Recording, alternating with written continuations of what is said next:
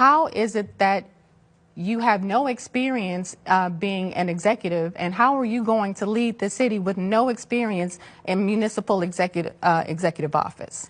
Well, Mayor, this is an interesting question. But again, she's misleading the voters and misleading everyone about what she can do when she knows she can't do anything. Well, first thing I want to say is to Ms. Spencer, you know, many black pastors been offered money from her campaign, really, to support and convince blacks to vote for her. So, we know that actions speak louder than words. So, the money and the convincing and the commercials and all of that. So, no question I need to really ask you. It's absolutely clear to me that the violence in our communities starts with our kids. Starts with our kids. Violence in our communities starts with our kids.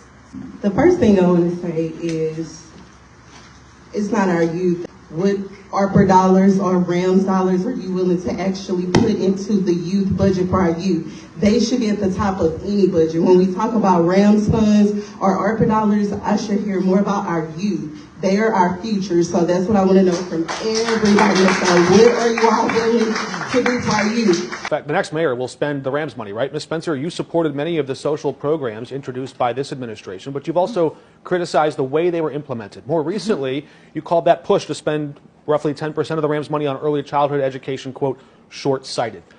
Does that mean you're ruling out spending any RAMS money at all on early childhood education? And is that a type of program that deserves government support? I think early education is absolutely a type of program that deserves public support, but it has to be done in a way that is reliable. And Spencer stated she wants to bring in a new official into the mayor's office, someone who will act as a liaison between St. Louis schools and the city. Jones argued the city's director of youth and families already does this job. You say that you're going to put this person there. That person is already there. So, you know, that person already exists. Lauren says he's been following politics in the city since the 1970s. As just because of the way the city is structured, that there are consistent roadblocks in the way for mayors to truly succeed. He points to boards like the Board of Estimate and Apportionment, as well as elected positions like the comptroller or city treasurer, saying these are things that other cities simply don't have. And again, they are roadblocks that often stop the mayors from fulfilling campaign promises. And he adds that if Kara Spencer is elected, that she's going to be facing a lot of those similar difficulties. It's a hard job for sure. It absolutely is. But Ms. Jones, you have done a job in the city of St. Louis that most folks have not really paid attention to. Of oversight, that sham of an oversight, that conflict of interest, but we will fix that structure in its entirety. Ms. Jones? Yeah, so I think we need a little history lesson here, because SLDC was set up by Ms. Spencer's primary advisor, Vince Shamel, and appointments have been like that for decades before I even became mayor. So to criticize it now is really rich and really convenient for the Alderwoman. And we have provided, or meaning SLDC has provided every answer to Ms. Spencer's questions, and she decided to quit as a political stunt. Because if she really wanted oversight and if she really wanted to help these businesses, she would have stayed on the SLDC board and continued to vote or turn her camera off, which is what she used to do. Okay. If I may, Alvin, I mean, the mayor is making very clear accusations or suppositions about who my advisors are. And Mayor, with all, you know, you have no insight into who's advising me under any capacity. But let me say, you know, when this has gotten worse, the complaints have gone up over the last 4 years, and residents are frustrated. That's the end of sentence. And as the chair of public budget and public employees, have you actually figured out why? We don't have the employees to pick up the trash. Do you know why we don't have the employees? We're not paying them, and we don't have their backs. That is Mayor, not true. have you talked to our refuse workers? Yes, I have. I talk to them all the time. It's with language that says a bill recommended by the Board of Estimate but and Apportionment. It starts in the board. It has to pass the board first. You need to read a bill. You need to. You guys are giving us a lot to fact check later on. Of course, the mayor's office can introduce language. The board can pass it. You know, Ms. Spencer also fails to recognize that the CJC commissioner has civil service protection. So we have to make sure that we are following every protection for our civil service employees before we just fire someone and leave someone open for a lawsuit. I want to move on to influence in campaigns. Ms. Spencer, you've received large contributions from developers like Bob Clark. Your opponent says you will be beholden to him and others. How do we know that you won't be beholden to Bob Clark or other donors, and what safeguards might you put in place to ensure campaign contributions from developers don't influence your policies? That's the mayor's track record and not mine. I, on the other hand, have a long track record of fighting against special interests, fighting against slumlords, and fighting against wrongdoing in our community. That's rich for Ms. Spencer to say that Bob Clark doesn't control her, because she's sending pictures with him everywhere. And the only reason why Bob Clark isn't in jail for tax credit fraud is because the statute of limitations expired. And then also, he was the main one who supported airport privatization.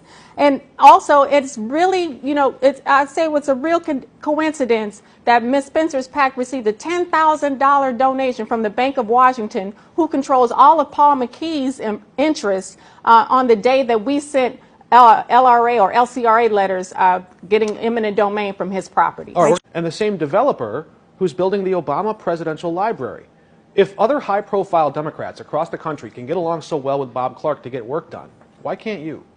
I think you need to ask that to Bob Clark. On whether St. Louis can really afford to say no to Clayco. Clayco founder Bob Clark posted on X, "We're mad as blank and we're not going to take it anymore. City leadership is failing its people." St. Louis Mayor Tishaura Jones responded, "Hey, Bob, I'm right here and my phone number hasn't changed. You do still have it, don't you? Name calling on the socials isn't going to help you win friends or influence people." Clark responded, "Hey, Mayor Jones, let's have a debate in public. You pick the venue."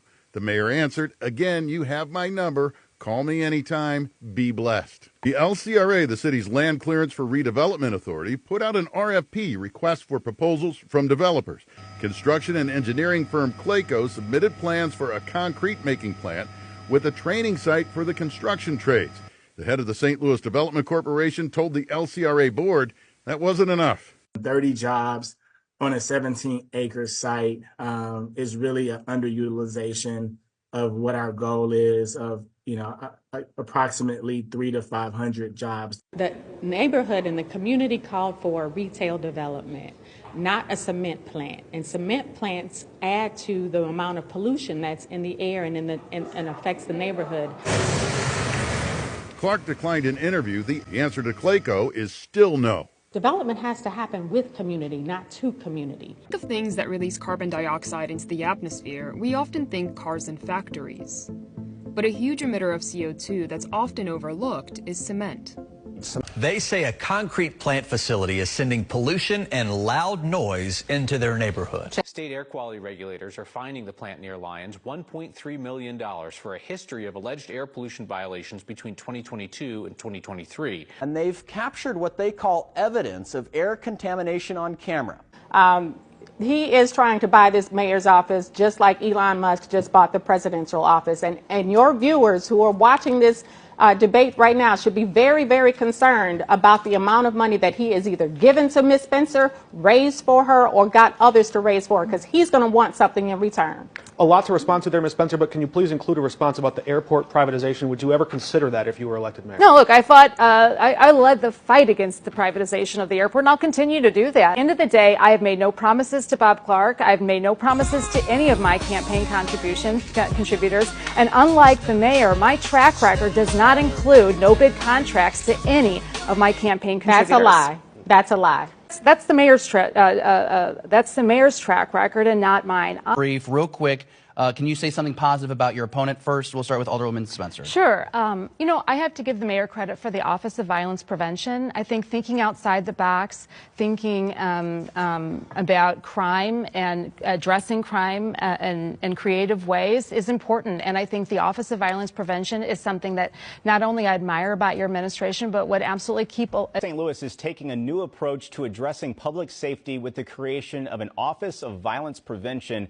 From downtown shootings to children caught in the crossfire of gun violence, the city of St. Louis is focusing new efforts to tackle crime before it begins. Fewer than the same period last year, when St. Louis had its fewest homicides in 11 years. And so how do we compare? We were in the top 10. We've fallen out of the top 10. And I think with these numbers, if they continue the way they're going, we'll stay out of the top 10. We're going in the right direction. The chief says they will continue efforts in community engagement.